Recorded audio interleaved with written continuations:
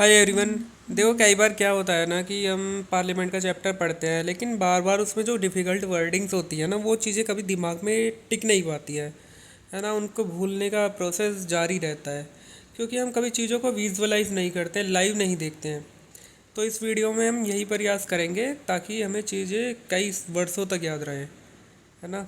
तो हम पार्लियामेंट वाला चैप्टर स्टार्ट करते हैं। ये है हमारा पार्लियामेंट।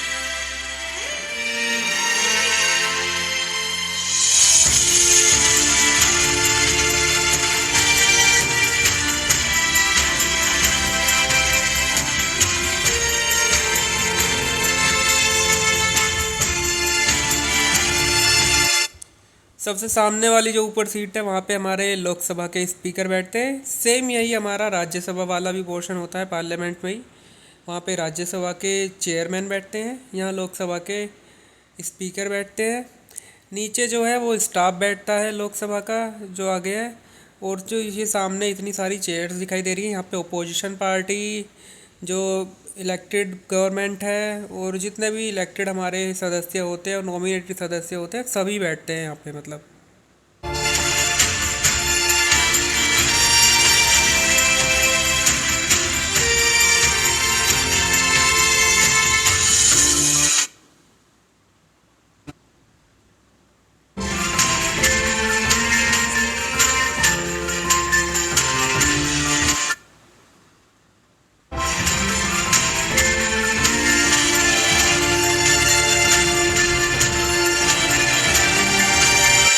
ये है हमारा राज्यसभा।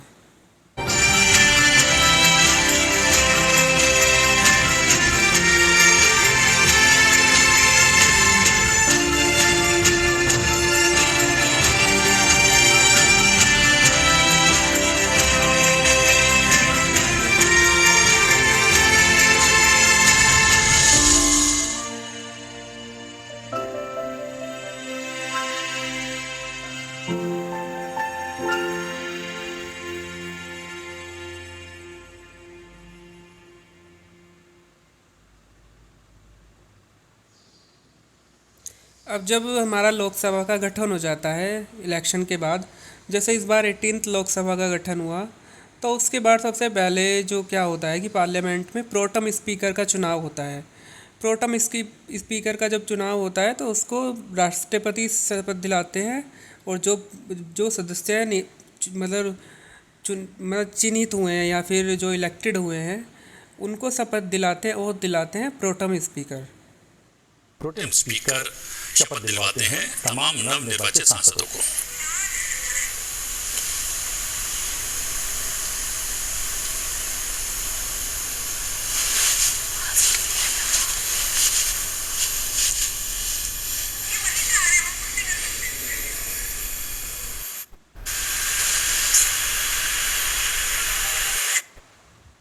और भर्तरी मेहताब ने शपथ ले ली है प्रोटेम स्पीकर की।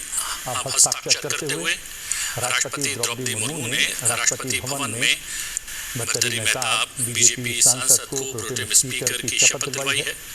और यहाँ से निकलकर भर्तरी मेहताब संसद भवन पहुंचेंगे और वहां पर नवनिर्वाचित और पुनर्निर्वाचित लोकसभा सांसदों को शपथ दिलवाएंगे। बिल्कुल, आपको बता दें कि परंपरा के अनुसार जिस सांसद का राजनीतिक अनुभव सांसद के रूप में सबसे ज्यादा होता है, यानी कि कार्यकाल सबसे ज्यादा होता है, आमतौर पर उसे ही प्रोटेम स्पीकर के रूप में चयनित किया जाता है।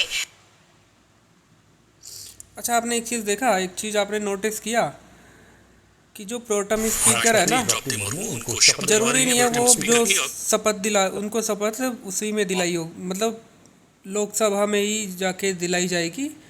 प्रेसिडेंट हॉल में भी उनको शपथ दिलाई जाती है, फिर वो जाके संसद में बाकी सदस्यों को शपथ दिलाते हैं, है ना। ये चीज़ मुझे भी नहीं पता थी, इसलिए चीज़ों को विजुअलाइज करना बहुत ज़्यादा इम्पोर्टेंट होता है।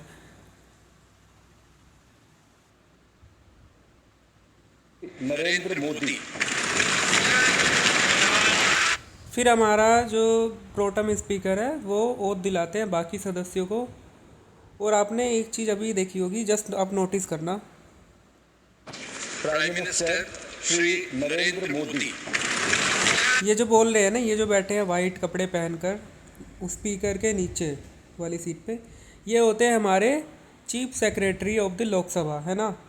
और आईएएस की पोजीशन में एक one of the highest position होती है जब आप लोकसभा में चीफ सेक्रेटरी होते हैं। ये हमारे उत्पल कुमार सिंह आईएएस है ये, ठीक है।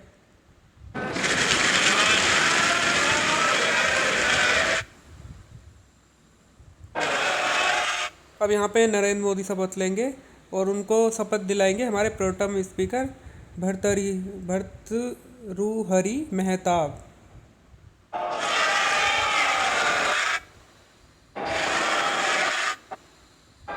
नरेंद्र दामोदर दास मोदी जो लोकसभा का सदस्य निर्वाचित हुआ हूं, ईश्वर की शपथ लेता हूं। मैं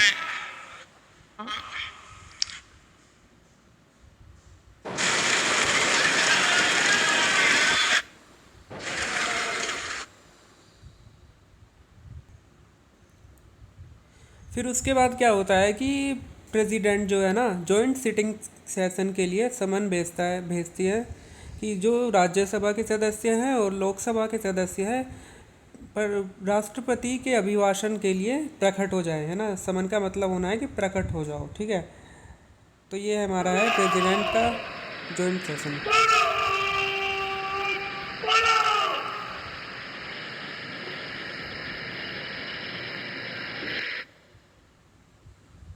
को राष्ट्रपति भवन के जो 12 पिलर्स हैं टस्कन वो भी नजर आ रहे हैं।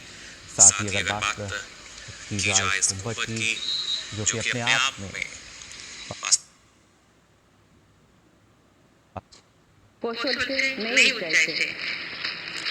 प्रेसिडेंट अपने एड्रेस में जनरली यही भाषण में मतलब स्पीच होता है उनका कि जो सरकार की जो विगत उपलब्धियां थी या जो पास्ट में जो भी एक्सपीरियंस रहे हैं, प्लस जो आने वाले टाइम में क्या अपेक्षाएं हैं या फिर क्या सरकार से अपेक्षाएं हैं कि उनकी कार्यशैली कैसी होगी, उसके बारे में प्रेसिडेंट जनरली बताते हैं।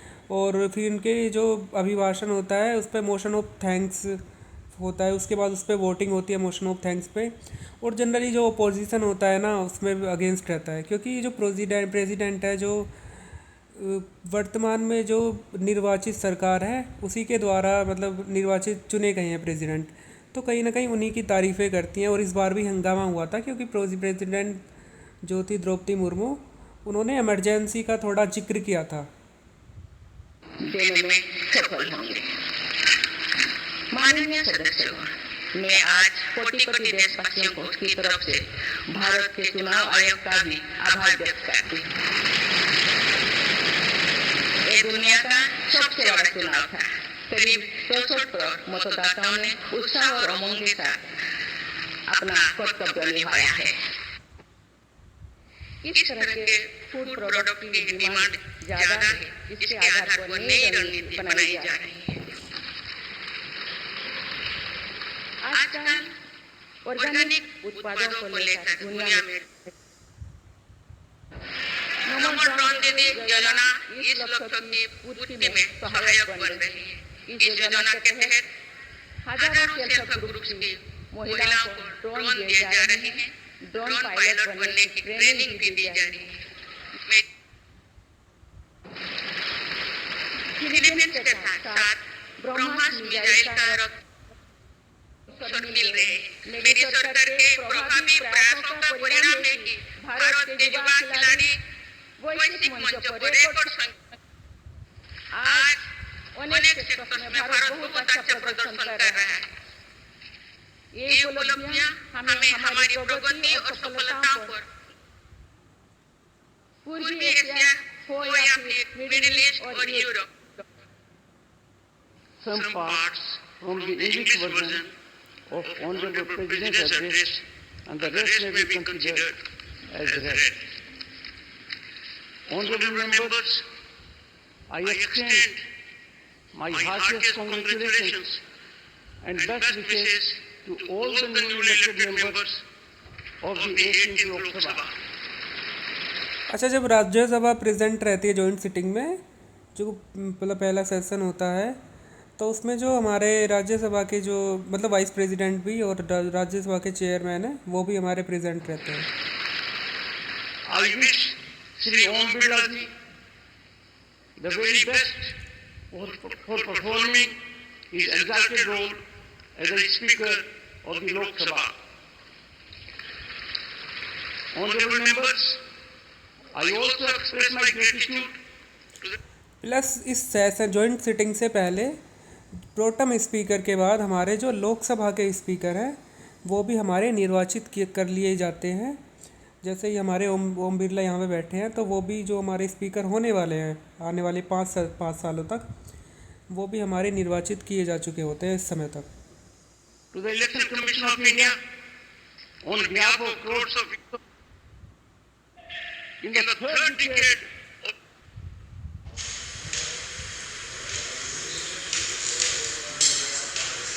आगे आगे पारंपरिक पवित्र Sengol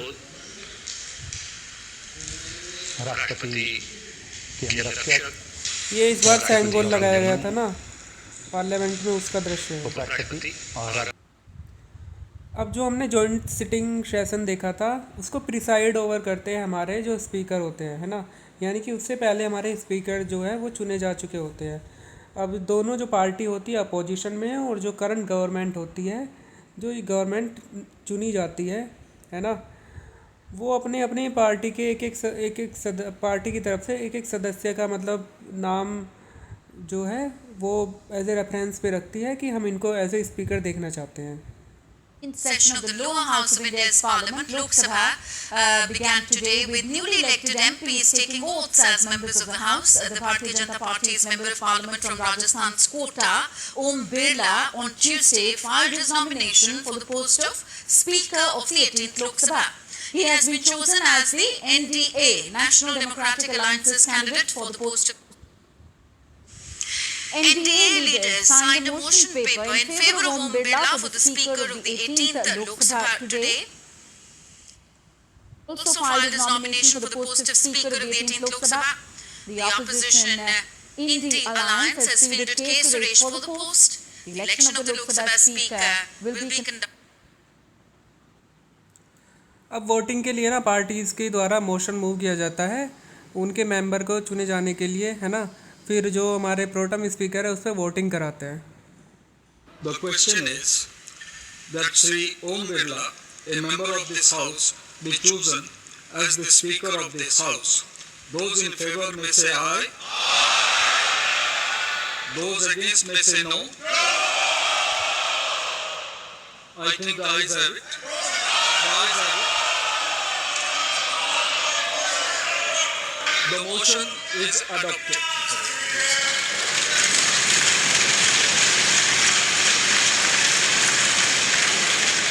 Shri Om Birla is declared elected as the Speaker of this House.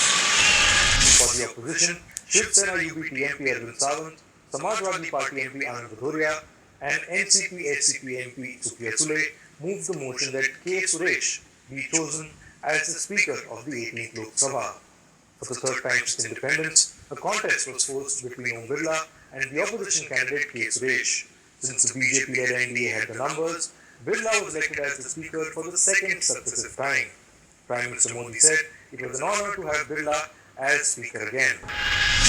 और आपके साथ हम एक मीठी मीठी मुस्कान भी मिली हुई है।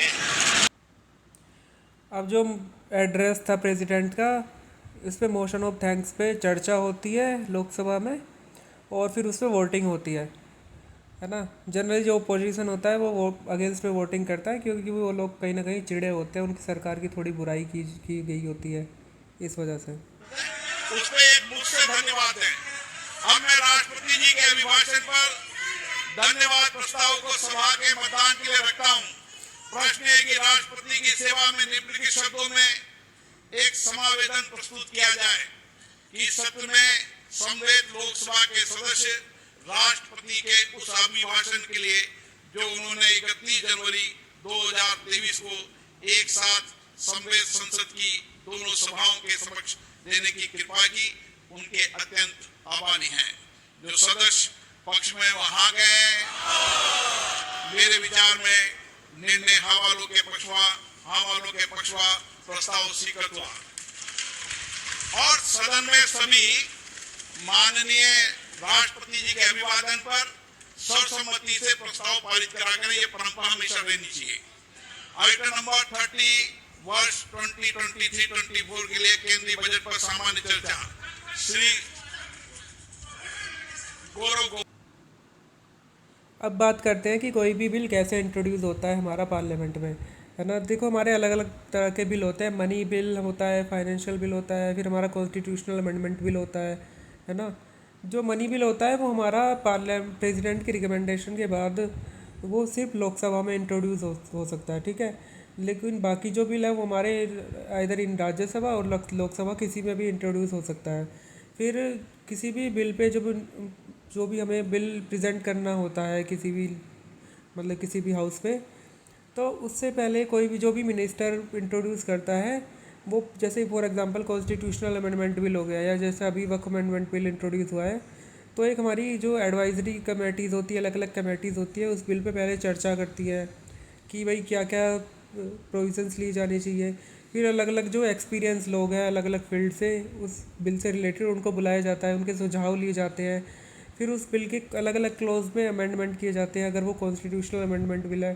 फिर उसको इंट्रोड्यूस किया जाता है, उस पर वोटिंग होती है और वोटिंग के अलग अलग क्लॉज पे वोटिंग होती है और अपोजिशन भी अपने सुझाव देता है।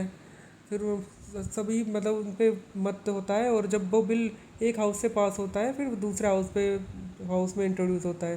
जैसे लोकसभा से पास हुआ फिर राज्यसभा में इंट्रोड्यूस होगा। राज्यसभा में अगर रिकमेंडेशन अपने नहीं दिए तो राज्यसभा से पास होकर वो प्रेसिडेंट के असेंट के लिए भेजा जाता है, ठीक है।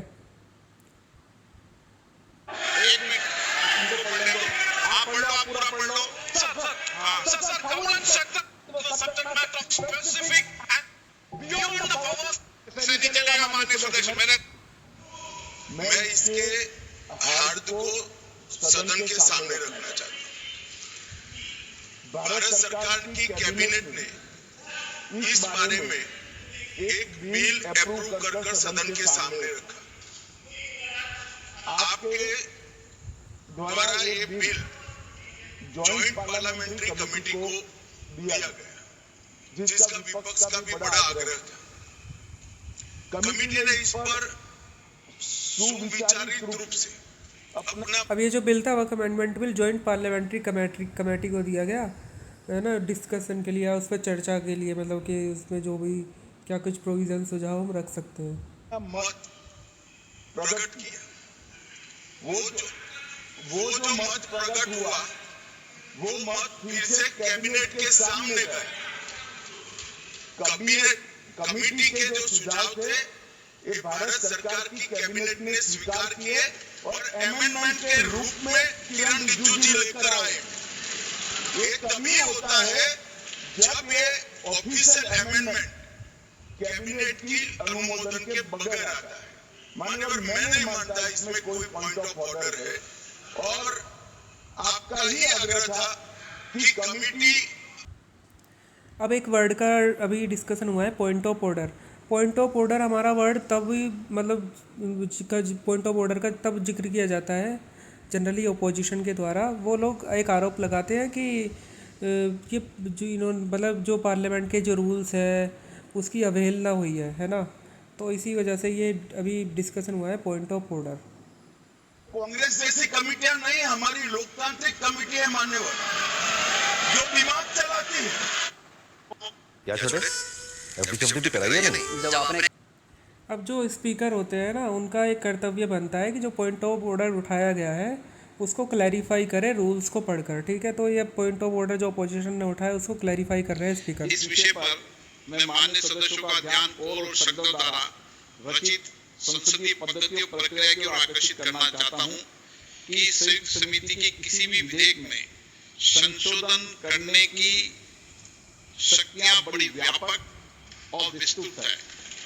समिति किसी भी विधेयक में पूर्ण रूप से संशोधन कर सकती है या उसको पूर्णतः नया प्रारूप तैयार कर सकती है तथा विधेयक के सिद्धांत में परिवर्तन किए बिना उसका पूरा नाम और संक्षिप्त नाम भी बदल सकती है। इस प्रकार समिति किसी विधेयक में नए उपबंध सम्मिलित कर सकती है तथा विधेयक की व्याप्ति की समिति कर सकती है। अब ये जो अभी मिनिस्टर ने बिल इंट्रोड्यूस किया था, ठीक है, जी आपने जो रूलिंग दिया है जेपीसी के बारे में जिक्र किया है, उसी के साथ साथ जुड़ते हुए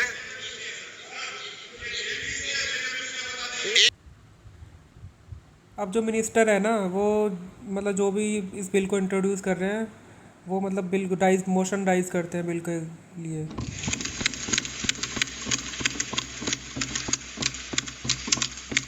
Honorable Speaker, sir, I rise to move the motion for consideration of the Waqf Amendment Bill 2025 and Musliman Waqf Repeal Bill 2024. अध्यक्ष महोदय जी, आपने जो रूलिंग दिया है जेपीसी के बारे में जिक्र किया है, उसी के साथ साथ जुड़ते हुए एक मिनट फिर बिल पे मतलब डिस्कशन स्टार्ट होता है, अपोजिशन के लोग भी उस बिल को डिस्कस करते हैं। अध्यक्ष महोदय, भाजपा जब भी कोई नया बिल लाती है तो वो अपनी नाकामी छुपाती है। अध्यक्ष महोदय, नहीं, हमारी तैयारी 100 करोड़ की है। फिर ये जो बिल है ना, इस पर लोकसभा में डिस्कशन के बाद वोटिंग होती है, अलग अलग क्लोज के जो प्रोविजंस इंट्रोड्यूस होते हैं। जो सदस्य इसके पक्ष में आ गए, जो सदस्य विरोध में ना गए, मेरे विचार में निर्णय हाँ वालों के पक्ष में खंड 12 विधेयकांग बना। श्री अरविंद सावंत जी संशोधन। एक हमारा इलेक्ट्रॉनिक वोटिंग सिस्टम भी होता है। तो अभी जी जो ये हमारे जनरल सेक्रेटरी है उत्पल सिंह, उसके बारे में मतलब इंस्ट्रक्शन दे रहे हैं कि कैसे क्या वोटिंग होती है। Yellow color sticker. 4. It is essential to keep both the buttons pressed till after the second. अभी हमारी प्रश्न ये कि विधेयक पर विचार किया जाए। Electronic voting. जो सदस्य इसके पक्ष में आ गए, जो सदस्य विरोध में ना गए,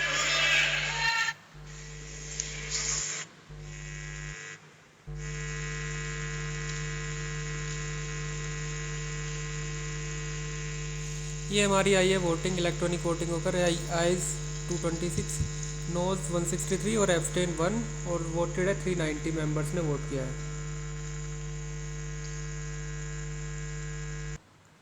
फिर जो बिल लोकसभा से पास होता है वो राज्यसभा में इंट्रोड्यूस होता है और फिर राज्यसभा में उसकी मतलब वोटिंग होती है।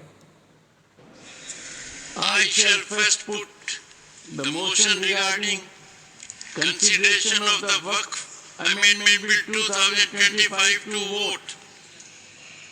The question is that the Waqf Amendment Bill 2025 as passed by Lok Sabha be taken into consideration.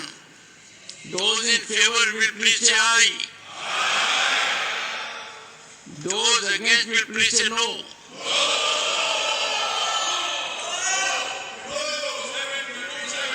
I think the ayes have it. The ayes have it. The ayes have it.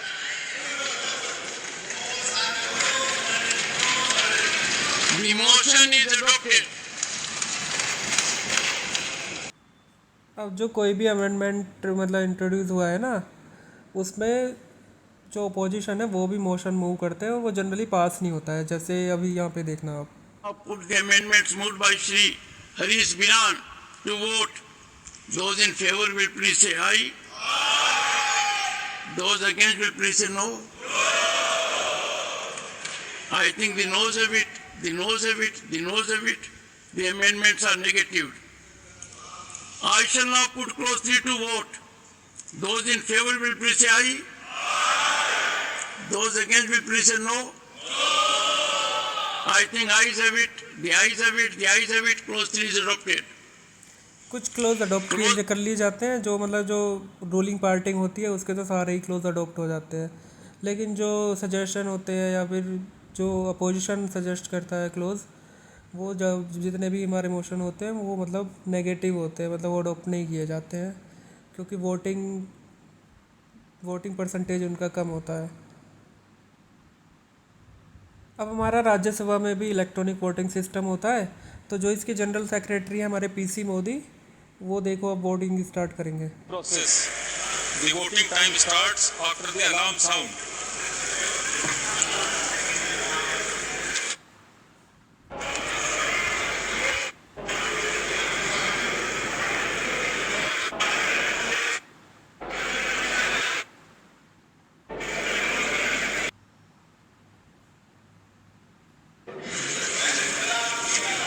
The bill is passed.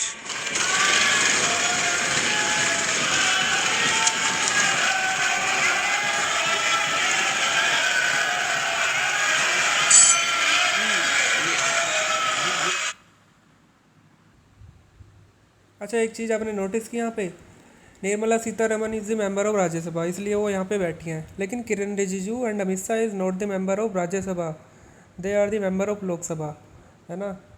लेकिन अगर आपने article 88 पढ़ा हो तो article 88 के अनुसार कोई भी मिनिस्टर लोकसभा और राज्यसभा की जो प्रोसीडिंग है उसका हिस्सा हो सकता है, लेकिन वो वोट नहीं कर सकता है, ठीक है। वोट वही मिनिस्टर कर सकता है या वोट वही मेंबर कर सकता है जो उस हाउस का प्रॉपर मेंबर है, ठीक है।